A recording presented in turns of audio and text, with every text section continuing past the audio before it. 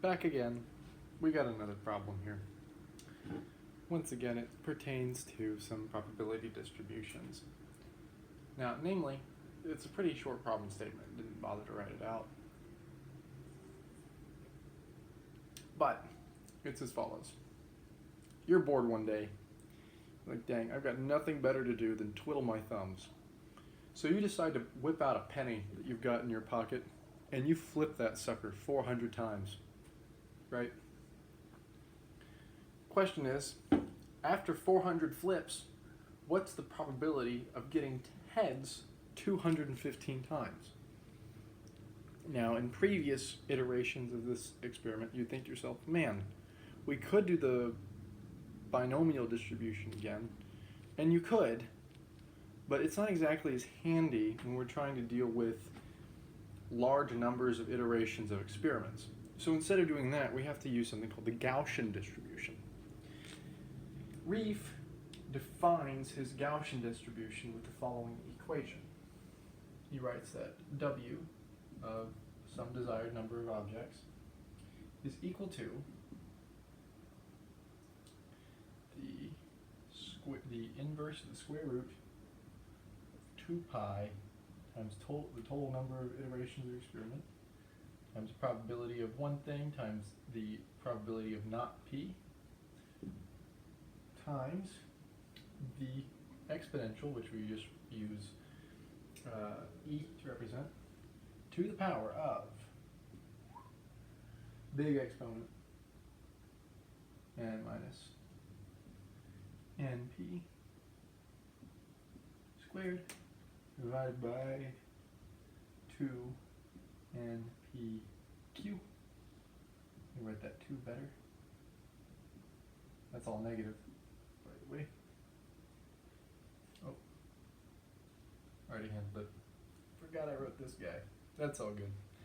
But anyway, this is the equation we're going to use. I don't know if you can even see that in the... Yeah, you can see that all right. Okay, just making sure. So we know, with this case, we have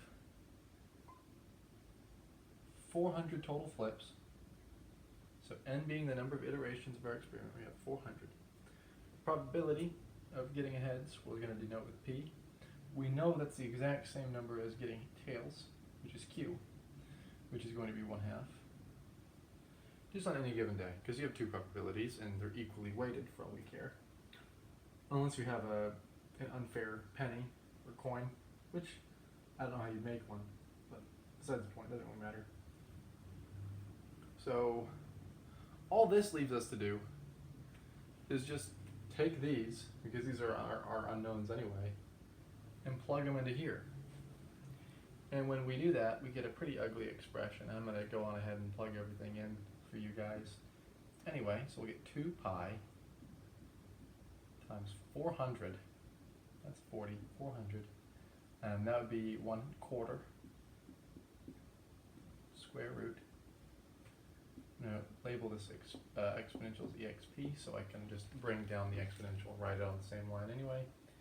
So we're interested in getting 215 heads, right?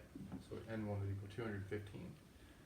So we get minus 215 minus, that looks like a 16, that's a 15, minus 400 times 1/2 quantity squared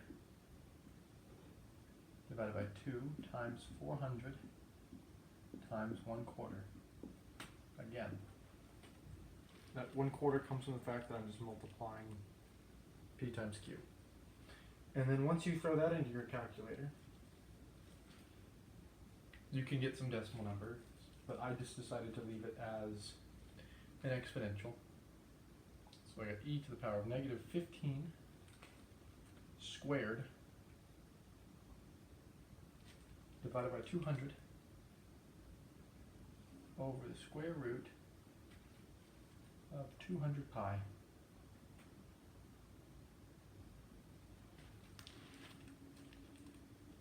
And I think that's an acceptable answer. This will be some decimal. And we expect it to be a pretty small decimal too, or at least not small.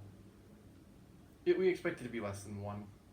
As long as it's less than 1, you're on the right track. If you do this and it's greater than 1, you've messed up somewhere. So I've got like a negative sign. But yeah, that's how you'd handle problems like this.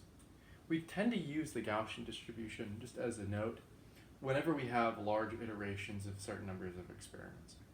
The binomial distribution is really only as good as doing small numbers of experiments, or whenever we know we have a discrete number of, discrete number of them, or if we already know what the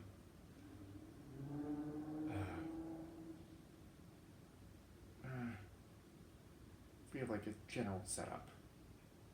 How do I phrase this? Yeah, the Gaussian distribution is nice because it allows us to relate things to like a smooth curve, and it's really consistent. You should probably use it if you have a large number of things you're trying to deal with. But yeah, that's how you do this one.